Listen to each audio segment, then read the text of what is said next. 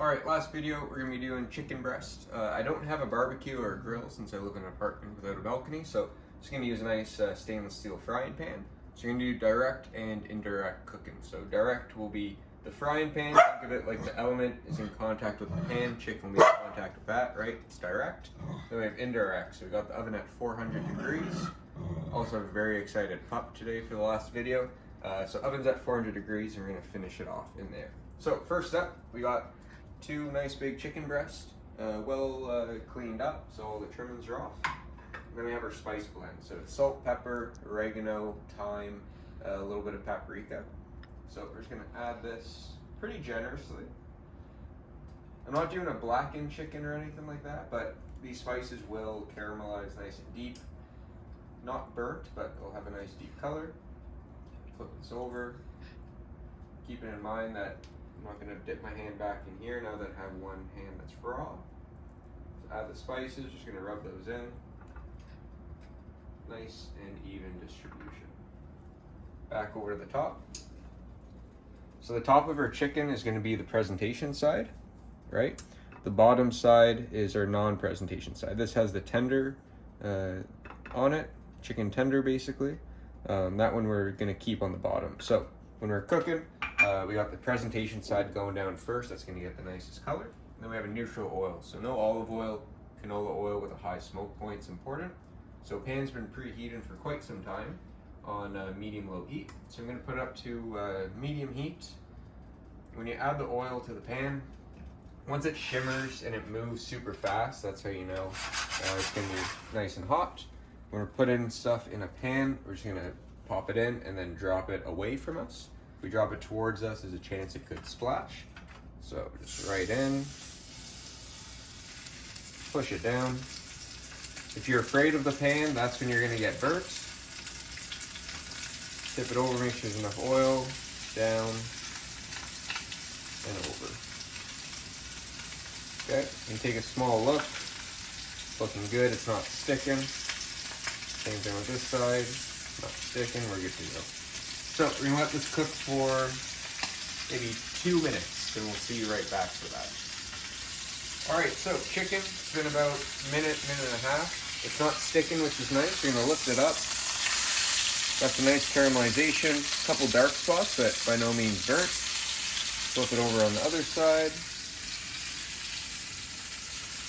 If I didn't have spices on it, you could definitely take it a lot farther. If it was just salt, salt's not going to burn. You can get a really nice deep color, but this one, we're just kind of setting those spices, getting some color onto it.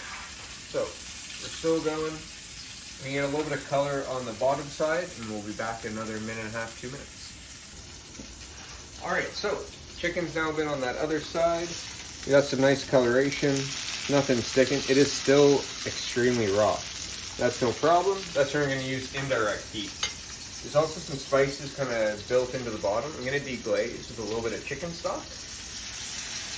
So we got about just under a half cup. That's going to help. I just take the chicken, rub off the bottom of the spices.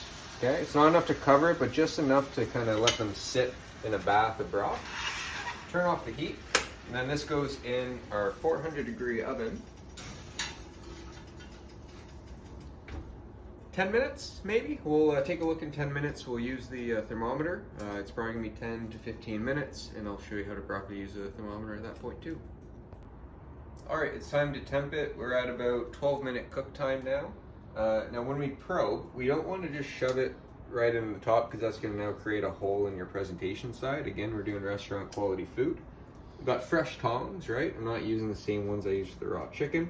So I'm going to pop it over. I'm going to probe it into the deepest part of the chicken. I'm going to push it all the way through. And I'm looking for 165. Right now I'm at 144. Climbing up 1 or 2 points. That's no stress. So I'll take it out.